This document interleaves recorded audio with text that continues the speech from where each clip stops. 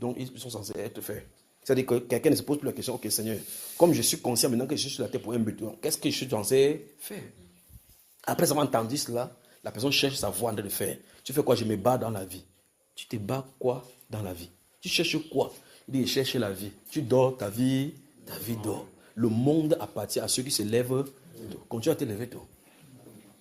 Alors vous entendez de ces choses dehors. Mais je dis ceci pour les gens qui sont conscients qu'ils sont créés pour l'adorer. Il dit ça. J'ai été créé pour adorer le Seigneur. C'est le but ultime là-bas sur la terre. Derrière cette adoration, il y a le mécanisme. Il est conscient que tu es fait de la terre, que tu as besoin de choses matérielles. Il est conscient. Mais ce n'est pas, tu ne dois pas venir vers lui à cause de ces matériels. Fût-il que ce soit un matériel dont ta vie en dépend. Il est puissant pour garder ta vie. Amen. Donc nous devons aimer le Seigneur pour ce qu'il est, pas pour ce qu'il a. Dis ça à quelqu'un.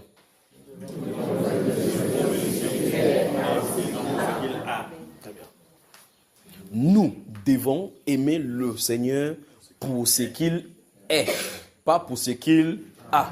C'est-à-dire que pour ce qu'il a, il a toutes choses. Il a toutes choses. Il est le Dieu qui guérit. Il est le Dieu qui sauve. Il est le Dieu qui saisit. Il est le Dieu qui protège. Je ne viens pas chez Dieu parce qu'il va me sauver. Non. Je ne viens pas parce qu'il va me guérir. Ni parce qu'il va me donner des bénédictions. Et c'est ça qu'on a programmé aux gens dehors. Venez, Jésus va vous guérir. Donc il vient en programmant que quoi? Que Jésus va le guérir. Si Jésus ne le guérit pas parce que ce n'est pas sa période pour lui, la personne trouve là une occasion de chute. Parce que tu avais promis que Jésus va le guérir. Venez à Jésus tout simplement. Vous comprenez cela? Alors, si j'ai une maladie et que Dieu décide de ne pas me guérir, que toute la gloire lui revient, ça ne doit pas bouger ma foi. Parce que ta foi avec lui ne trafique pas sur ce qu'il va faire pour toi. La foi doit être basée sur notre Sauveur parce que nous l'aimons. Point. Le reste, ce sont les bénéfices. Or, ces bénéfices-là sont acquis normalement. Mais Dieu ne veut pas que vous ayez... Vous imaginez que quand vous êtes un homme, quand les jeunes hommes cherchent les jeunes femmes, quand vous venez, vous voyez que chaque matin, quelqu'un vient te dire, tends-moi la main.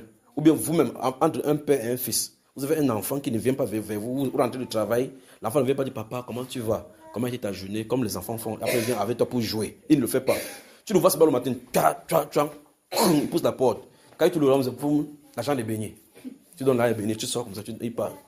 Quand il part, quand demain, mon big est fini. Tu donnes. Je veux le ballon. Tu donnes. Vous-même, vous n'allez pas vous poser de questions, frère. Et nous faisons ça dans le cadre de l'usage humain. Imaginez Dieu. Le 31, Seigneur, l'année dernière, il faut que cette année, by fire, by force, je dois me marier. Sinon, je vais rentrer dans le monde. Tu es dans le monde, quand tu as le gonococcé qui s'ouvre. Point quelqu'un dit chico. Rentre. Dis chico, rentre. Fais ça bien, fais ça bien pour qu'ils comprennent. Fais comme ça, chico, rentre. C'est pas moi qui dis, c'est la Bible. Le chocolat, ça se trouve dans le livre de Job. Amen. Il a dit, si tu pêches, quel est son problème? Si tu vis dans la sainteté, est-ce que ça change quoi sur lui? Tu pêches, tu t'es nu à toi-même et à ton semblable. C'est pas ce que la Bible déclare. Amen. Il veut dire par là, dit que juste quelqu'un dit que si tu ne me fais pas, il rentre dans le monde. Tu rentres dans le monde, qui t'a d'abord fait sortir là-bas? Tu es toujours dans le monde. Tu seras juste pour toi-même, parce que ça le fait quoi? Il est au ciel. Est-ce que tes événements là, ça le gère? Il gère ça là-bas. Point quelqu'un dit, choisissons la bonne part. Vérifions nos motivations. Et venons à Dieu de la bonne manière. Tout ce que je suis en train de dire là, je suis en train de dire pour que lorsque nous allons commencer à avancer dans le processus de la mécanisation de son appel, que rien ne vienne bloquer. Amen. Je fais ceci pour que s'il y a n'importe quoi en nous qui a été construit comme brique, que ça tombe. Amen. Et qu'on ouvre ces boulevards-là pour qu'ils puissent venir. Amen. D'accord? Donc, une repentance quoi? Sincère. Est nécessaire pour avancer avec lui. Dans Jérémie chapitre 29, donc, vous avez noté ça à côté, non? Dans Jérémie chapitre 29, donc,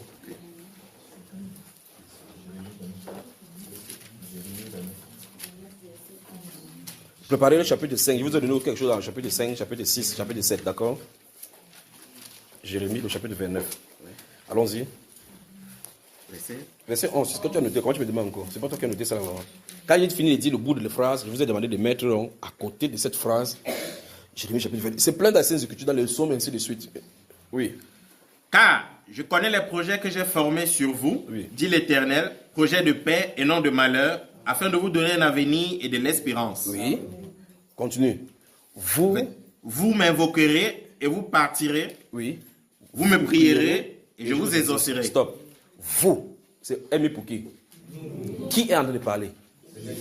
Il dit que quand nous allons le prier, il va nous...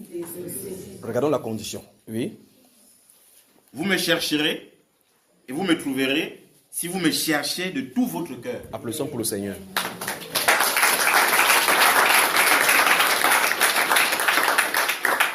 Donc, la recherche du Seigneur on doit vouer, consacrer tout notre cœur, toute notre énergie à cette recherche. C'est ce que le frère Vincent disait, c'est qu'on le cherche comme on cherche de l'argent. Donc quand vous remarquez, si votre énergie à la recherche d'argent que vous mettez, c'est ça qu'on parle par prix à payer. Parce que quand vous travaillez quelque part, pour qu'on vous paye votre salaire, vous êtes obligé, même si vous dormez à 3 heures, si le travail commence à 5h30, 4 heures vous êtes debout. Parce que vous faites tout et tout pour vous arranger. Même celui qui a saoulé le jour là, quand il se lève le matin, même la bière, il comprend que ça doit quitter pour qu'il ne puisse pas travailler. Sinon, il n'a pas l'argent pour boire encore la bière. Donc, il dit que si vous me cherchez comme vous cherchez l'argent, comme il est dit dans ce Proverbe chapitre 2, si vous me cherchez comme vous cherchez l'argent, c'est justement parce que dans la Bible, l'argent pour les uns a pris la place de Dieu. Le siècle-ci, c'est la richesse qui a pris la place des idoles sur le cœur. C'est pour ça que dans Matthieu 24, chapitre 6, verset 24, il dit que vous ne pouvez pas servir. Alors, vous ne pouvez pas servir qui? Et maman, vous voyez, maman c'est le Dieu d'argent. Donc, ça veut dire que c'est le standard. Quand vous sortez, vous travaillez comme ça, là, votre Dieu c'est l'argent. Ça veut dire que l'argent a pris le standard de Dieu. Vous voyez, là on se retrouve. Et donc, il dit que si vous me cherchez, comme vous cherchez l'argent là.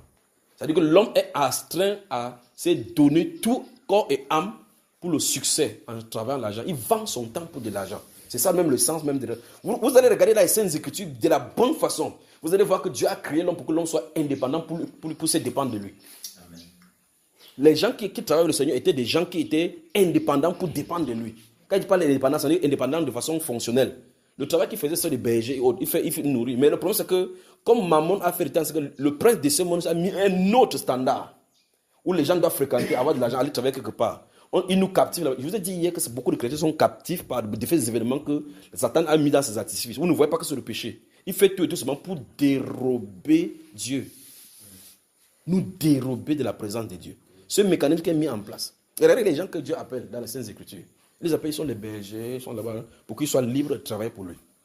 Si tu vends ton temps à quelqu'un, ce temps-là, c'est le temps d'argent. Vous allez dans certaines entreprises, on note votre heure de travail. On vous paye en fonction de votre heure. Donc, ça veut dire, comme tu as 24 heures, si tu donnes toutes tes 24 heures, tu as beaucoup d'argent. Et tu donnes toutes tes 24 heures, tu vois que tu n'as plus rien pour toi, ni pour ta famille, ni pour Dieu. Alors, point quelqu'un dit, tu dois choisir entre Mammon et Dieu. Dis, vous m'invoquerez et vous partirez. Vous me prierez et je vous exaucerai. Vous me chercherez et vous me trouverez à la condition que vous me cherchez de tout votre cœur. Il dit, je me laisserai. C'est ce qui est écrit, frère. Très bien. Vous remarquez donc que, si vous prenez donc ça, vous adjoignez avec le livre qu'il a cité là, Luc chapitre 11, le verset 13. Il dit que c'est pour ça que vous demandez, on vous recevrez. Ce n'est pas que vous demandez juste comme ça, on dit que Seigneur, donne-moi le Saint-Esprit, il te donne. Ce n'est pas ça. C'est pas ça. Vous complétez Jacques chapitre 4, verset 1. Il dit que vous demandez et vous ne possédez pas parce que vous demandez mal. Donc vous pouvez demander, mais demandez mal. Donc il faut donc corriger la façon de demander. C'est pour ça que nous sommes sur la terre. Pour dire, fais attention.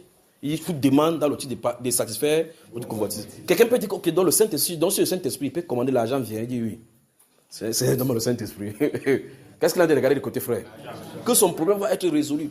Ne faites pas comme les gens de Jean chapitre 6 qui avaient dit, Jésus, vous remarquez que vous lisez Jean chapitre 6, chaque fois quand Jésus parlait de la nourriture, il dit, donne-nous ça. Oh non, Moïse ne nous a pas donné le pain. Le pain, Dieu, mon Père vous donne le vrai pain du ciel. Et le pain qui vous donne le ciel, c'est la vie qu'il va donner. Si vous mangez ce pain-là, vous n'aurez jamais faim. Dès qu'ils ont entendu, si vous mangez de ce pain, vous n'aurez jamais faim. Il dit, donne-nous de ce pain. Il dit, ok, je vous donne. Il dit, oui. Le pain dont je parle, c'est ma chair. Ils ont pris, là, suffisamment pour parler au caillou. Donc, quand tu le dis, vous comprenez cela, frère? Il dit, travaillez non pour les choses qui périssent. Donc, que votre intérêt soit de travailler pour le royaume. Le Dieu qui a créé les cieux et la terre, qui apporte toutes choses, est conscient que si vous travaillez dans son entreprise, il y a des rémunérations qu'il doit donner. Notez le livre d'Hébreux. Notez Hébreux. Notez chapitre 4, verset 16. Chapitre 4, verset 16. Et chapitre 11, verset 6. Très bien. Entourez le chapitre 11, verset 6. Entourez ça. Je vais donner notre postulat. La première chose qui est dit que la clé initiale, écoutez-moi très attentivement. La clé initiale pour entrer dans sa présence consiste en la... Encore. Pas juste la repentance. Parce que quelqu'un peut se repentir de la bouche. Vous vous souvenez du Proverbe chapitre 28, verset 13. Celui qui les avoue et les délaisse obtient miséricorde. Donc la repentance, c'est la clé. Dès que tu as traversé cet hectare en mettant la clé sur la porte, en ouvrant que le Seigneur Jésus entre, écoutez-moi très attentivement maintenant. On se retrouve à la deuxième étape. Vous avez moi? La deuxième étape se trouve dans ces versets que je vous ai donné, que je vous ai demandé de souligner. Or, sans la foi, il est impossible de lui être agréable. Quand le Seigneur entre comme ça, bam, il entre à cause de ta foi et il demeurera à cause de ta foi. C'est la foi qui fait bouger Jésus. Vous comprenez cela? Hein? C'est la foi. Quand il marchait sur la terre, c'est la foi qui le fait guider. C'est la foi. Crois-tu que tu puisses faire? Oui, que ça soit fait selon ta foi. Vous avez compris, n'est-ce pas? C'est la foi qui l'attire. Quand vous êtes dans la salle, vous avez suivi dans les témoignages à tout moment ici, tous les témoignages qui sont passés. Vous entendez quelqu'un dire, j'étais en train de prier dans mon cœur, il disait, Seigneur, et vous remarquez comment il me pousse vers cette personne. Sans que moi, il ne soit au courant. Moi qui suis en train de parler devant vous, je ne sois au courant que la personne est en train de prier. Parce que ça, c'est du domaine de Dieu, ça. De prier sur le cœur et que discerne. Quand vous priez sur le cœur, c'est lui qui fait comme il veut. Ça, si vous comprenez. Oh, j'étais en train de prier, ok, Père, il a dit que son nombre, fait que son nombre l'a vu. Et puis vous entendez la personne dire, quand j'ai fini de prier, il est venu, son nombre m'a touché. Et quelque chose s'est passé. Qu'est-ce qui se passe? C'est la foi qui l'a fait bouger. Donc il faut vérifier maintenant qu'on a la foi au Seigneur, ce style de foi qui peut le faire bouger. Amen. Repentance sincère, foi inébranlable. Et cette foi-ci, gardons le respect maintenant que j'y parle vraiment bien. Cette foi inébranlable au Seigneur, je dois vraiment bien m'atteler là-dessus pour vous en parler. Parce qu'il y a la foi chrétienne. Il y a la foi qui a été transmise une fois pour toutes. Mais la foi qui fait bouger Dieu, c'est la qualité de foi de Dieu. Cette foi, ça veut dire quoi? Ça veut dire que je crois en lui sans réserve. Cette foi, ça veut dire que je crois en lui sans réserve, sans l'ombre d'un doute. S'il y a le doute dans la foi, c'est de l'huile mélangée avec de l'eau.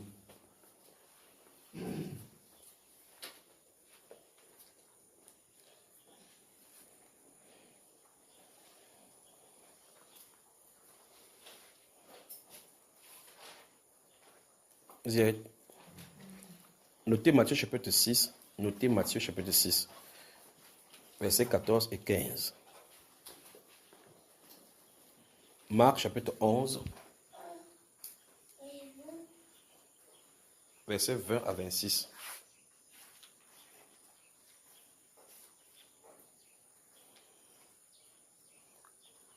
Actes chapitre 14. Marc chapitre... J'ai dit quoi? Marc chapitre 11, non? Versets 20 à 26. Actes chapitre 14, versets 8 à 10.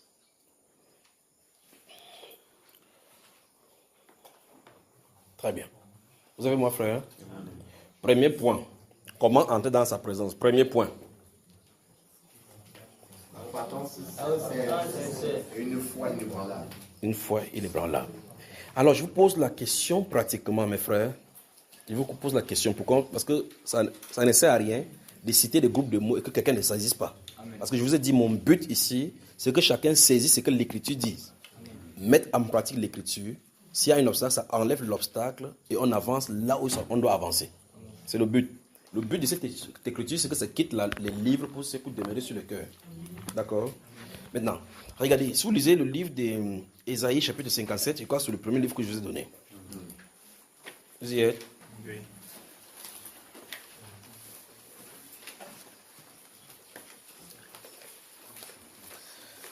Très bien. Si vous lisez donc, vous ouvrez et vous avez, pendant que je vais citer ce qu'il y a, parce que si on continue à lire, ça va. Mais je crois qu'il va falloir qu'on lise là. Ben, si vous y êtes, j'ai dit, c'est le premier livre que je vous ai donné de le noter, si vous vous souvenez bien. Ésaïe chapitre 57, verset 14 jusqu'au dernier.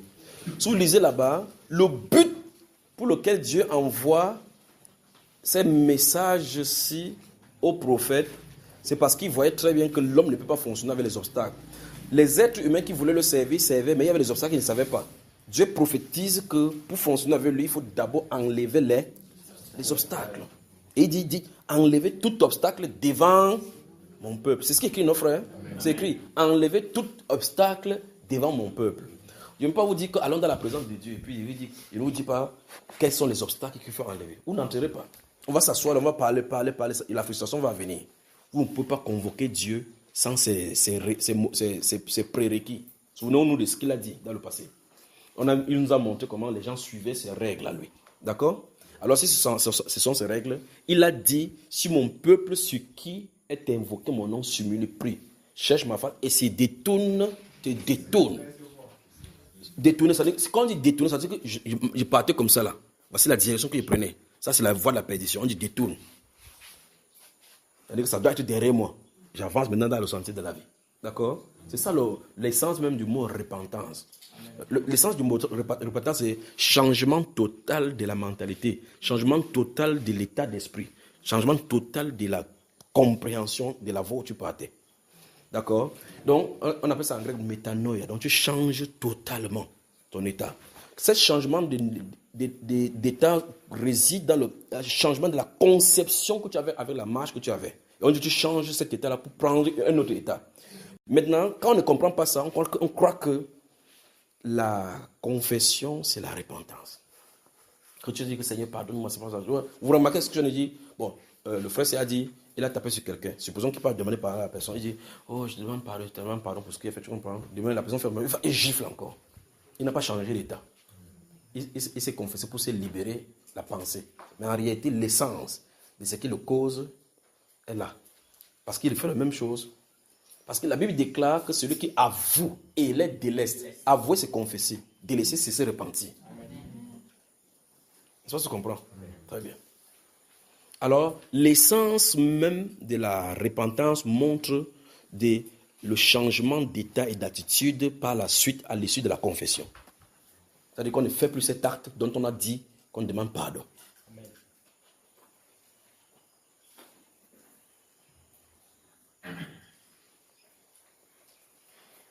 Donc, il faut enlever les obstacles devant le peuple. Et Dieu donc dit dans Ésaïe chapitre 54, 57, il dit clairement que s'il laisse les âmes qu'il a créées, chacun va suivre son avidité. Parce que l'âme a des désirs qui sont bizarres. Dieu dit que c'est pour ça que chacun a allé dans sa voie.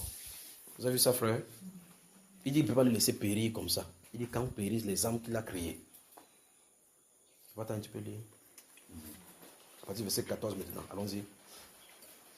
On dira, frère, préparez le chemin, enlevez tout obstacle tout obstacle du chemin de mon peuple. Vous avez suivi ça? Hein? C'est ça qu'on a de faire là depuis. Amen. Le but, c'est d'enlever l'obstacle devant son peuple. Un obstacle, c'est quelque chose qui bloque ton chemin. C'est-à-dire que nous voulons entrer dans la présence de Dieu. Qu'est-ce qui nous empêche d'y entrer? Amen. Cette chose-là, c'est un obstacle. Il faut qu'on enlève. Et quand on dit enlever tout obstacle devant mon peuple, moi, en tant que prédicateur, comme je vais dire, je suis là seulement pour énumérer ce que ça peut être comme un obstacle. Et toi, tu regardes, tu passes outre. D'accord? Ça peut être le manque de pardon. Et voici la plus grande des situations dans la vie chrétienne, c'est ça. Ça freine parce que vous ne pouvez pas en même temps garder quelqu'un sur le cœur, en même temps l'aimer. C'est la dose pour savoir que vous aimez quelqu'un. C'est-à-dire quand quelqu'un m'a mal parlé de vous, vous puissiez regarder la personne en lui disant toujours que tu l'aimes. Amen. Ça montre clairement que vous avez grandi en amour et en maturité. Amen. Pour tester en maturité, ce n'est pas le nombre de versets bibliques que tu peux réciter. Non. C'est la capacité à pardonner. Amen. Remarquez bien qu'il n'y a pas dit pardonner et oublier. Parce que les gens confondent cela. Le domaine de l'oubli n'est pas du domaine de l'être humain. Amen. Si tu tentes de dire à quelqu'un que j'ai oublié, c'est le mensonge, tu ne peux pas oublier. Il y a une seule personne qui a la main de l'oubli, c'est Dieu. Amen. C'est pour ça qu'il peut te pardonner et oublier. Juste que même quand tu viens devant le tombe, tu dis Seigneur, hier j'ai péché. Il dit quoi? Il ne t'a jamais vu pécher moi. Alors que toi-même tu sais que tu as péché. Il dit qu'il ne devra pas pécher. Mais si Papa Tanya avait volé ma tenue le jour qu'on chantait pim pim pim pim pim pim pim pim pim. Le jour qu'il va entendre pim pim pim pim, il va me souvenir de la tenue que Papa Tanya a volé. Vous comprenez cela? Vous êtes comme ça, vous avez grandi, chacun a grandi sur sa part. Vous avez vu des événements qui sont passés dans vos vies, même si vous croyez que vous avez oublié. Il suffit d'une seule musique qui joue à cette époque-là. Et puis ça revient. C'est stocké en vous, on ne peut pas faire autrement. Mais l'essence est, si je te pardonne, je t'ai pardonné. Amen. Vous comprenez ça? Amen. Vous revenez sur ça. C'est comme ça que tu m'avais volé la dernière fois, je t'ai pardonné. En réalité, je ne t'ai pas pardonné. Parce que la Bible déclare que l'amour couvre une multitude de fautes. Amen. On ne rappelle pas les fautes. Celui qui rappelle ces fautes-là divise. Amen. Il est là pour diviser. D'accord? Dès que tu as dit que je te pardonne, vous remarquez que même si en couple, vous êtes en couple chez vous, et que ta femme fait une faute, ou bien ton mari fait une faute, tu lui dis, chérie, il vient vers toi et dit, chérie, je te demande pardon pour ce que j'ai fait. Tu dis, je te pardonne. Et puis vous embrassez, vous priez, du merci Seigneur. Un autre jour, s'il y a une autre faute, si elle dit, c'est comme ça que j'avais fait, devant Dieu, elle est coupable. Parce qu'en fin de compte, le péché a été expié devant Dieu. Et là, elle est revenue sur un péché qui a été expié. Si tu fais ça, à cet instant, c'est toi qui as péché devant Dieu. Ce péché-là était inculpé. Vous imaginez la femme de Jean chapitre 8 qui avait été supplie en flagrant délit d'adultère et que les gens voulaient le taper. Jésus écrivait au sol. Il a dit, si parmi vous aussi quelqu'un n'a jamais péché, qui jette la première pierre. Ils ont jeté. Quand ils sont partis, Jésus a dit quoi? Il dit, je ne te condamne pas. Donc, tes péchés te sont pardonnés. Quand lui, elle va passer par aller au marché la prochaine fois, les gens qui veulent là-dessus, quand ils vont voir en elle quoi? Ils vont voir en elle quoi? L'adultère. Voilà la femme adultère. Pour Dieu, elle est quoi? Une parfaite sainte. Elle n'a jamais connu cela. C'est comme ça que Dieu fait pour nous. Quand il a dit tu es pardonné, tu es pardonné. Donc, et on sait déjà des fois le fonctionnement de Dieu. Quand tu dis à quelqu'un je te pardonne, je ne mentionne pas cela. Vous ne pouvez pas venir vers moi, vous dire, oh frère, je t'ai fait telle chose, et puis tard, il parle encore de ça, c'est terminé. Fonctionnez comme ça. Votre cœur, l'amour va grandir sur votre cœur. Mais si vous êtes en strain, à chaque fois quand quelqu'un fait quelque chose, vous revenez sur ce qu'il avait dit et que vous avez déjà traité, vous avez des problèmes avec le pardon. Je sens de répondre à la question, non? Donc, chaque fois, quand vous entendez, c'est comme ça qu'il avait fait, ça c'est le goutte d'eau qui a développé le bas. Si vous citez déjà ce qu'il a déjà fait et que vous avez déjà réglé ces problèmes-là, dans le pardon, vous ne devez plus revenir dessus. Ça veut dire que c'est déchiré. Quand c'est déchiré, non, ce problème est réglé. Donc, s'il pêche de nouveau sur une autre chose, c'est ce cas-ci qu'il faut régler. L'autre cas qu'on avait réglé, ça a été déjà réglé. Si tu rappelles ça, tu n'as pas pardonné. C'est ce que je vous l'ai dit. Ok. C'est bien compris? Amen. Il faut ôter tous les obstacles. Point quelqu'un dit, vérifie dans ta vie. Combien de personnes tu as gardé dans le cœur. Parce que c'est sur ça qu'on va se baser ce soir pour prier. D'accord? Le principal obstacle doit être ôté. Le manque de pardon. Donc chacun doit s'examiner. Quand vous allez rentrer à la maison, examinez-vous. Parce que quand on va commencer à prier, ce n'est pas moi qui suis la présence de Dieu. Amen. Dieu est sa présence. Si le Saint-Esprit vous dit à cœur que vous avez telle personne avec qui vous n'avez pas encore réglé votre problème, réglez votre problème. Amen. Dans le livre de Marc que je vous ai donné et dans Matthieu que je vous ai donné là précédemment, quand on a demandé que, dis-nous, montre comment on prie, dit, quand vous priez, dites notre Père qui est au ciel, puis il dit pardonne nos offenses, comme nous pardonnons aussi à ceux qui nous ont offensés. Et Dieu dit que la seule chose qui peut faire le temps, c'est que quelqu'un ne puisse pas entrer au ciel, c'est le manque de pardon. Vous pouvez imaginer?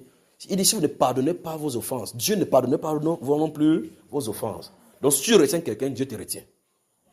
Et dans Matthieu chapitre 18, il a dit ça jusqu'à dire la parabole de quelqu'un qui devait 100 talents alors qu'il aurait 10 000. Vous savez ça, n'est-ce pas?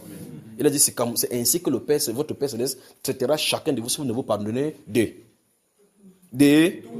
tout votre cœur. Donc le pardon est sans réserve. On cherche Dieu sans réserve. Amen. D'accord? Juste parce que quand vous regardez la personne à côté de vous comme ça, là, vous voulez l'embrasser, vous dites mon frère, ma soeur, je t'aime. C'est à ce niveau-là. Maintenant, regardez comment nous, il y a cela quelques années, nous péchons devant Dieu avant que Dieu ne vous appelle. Vous tournez maintenant, vous vous rendez compte que vous êtes dans le péché contre lui. Si vous voulez utiliser des représailles ou bien garder ces dents-là contre vous, on sera où aujourd'hui? Donc Dieu use des miséricordes. Il dit heureux les miséricordieux car ils obtiendront miséricorde. Donc pour quelqu'un dit, quel que soit ce qu'on t'a fait, tu dois pardonner. Parce que ta vie en dépend. Vous avez mon frère? Amen. J'insiste là-dessus parce que c'est 90% des problèmes des êtres humains viennent de là. Vous allez voir, quelqu'un va dire que j'ai grandi dans une maison. J'ai travaillé dans une... Quand il pense à la dame, là, les larmes coulent encore. Donc il a gardé ça depuis des années. La mère, là, quand il entend sa voix, sa tête m'énerve. Laisse sa tête tranquille. D'autres professeurs là, il y a un professeur là qui m'avait fait quelque chose, je n'oublierai jamais ça, n'oublie pas, il n'y a pas de souci. Il m'avait donné un 0 là, le 0 me fait mal plus que tout. Tu ferais me régler le problème. Donc sondons nos cœurs et regardons ce qu'il y a sur notre cœur qui peut créer comme obstacle. D'accord? Vous savez maintenant que vous, alors que vous m'entendez maintenant, vous avez quelque chose sur le cœur que vous reprochez à quelqu'un. Hein? Qui le sait? Vous savez, n'est-ce pas? Ça veut dire qu'il faut régler ça aujourd'hui avant de sortir. Amen. Ne dites pas que vous allez régler dehors. Vous devez régler maintenant, d'accord? Je vais vous donner 2 minutes, vous réglez et puis je reviens. Restez calme. Je vous laisse régler le problème et on avance, d'accord? Ôtez tout obstacle devant vous. Amen. Vous m'entendez, en quelque lieu que ce soit là, n'importe où, vous m'entendez? Vérifiez dans votre cœur. N'essayez pas de regarder quelqu'un parce que l'obstacle, c'est pour devant toi, ce n'est pas devant ton voisin. Vérifiez dans votre cœur. Peut-être vous avez grandi quelque part. Quelqu'un a pris votre argent. Vous avez eu à faire quelque chose contre quelqu'un. Quelqu'un ne vous a pas pardonné. Vous n'avez pas pardonné. Vérifiez. Vous avez des minutes. Prenez le temps qu'il faut maintenant avant qu'on avance. Ôtez cet obstacle. Vérifiez jusqu'à ce que vous ayez détaché.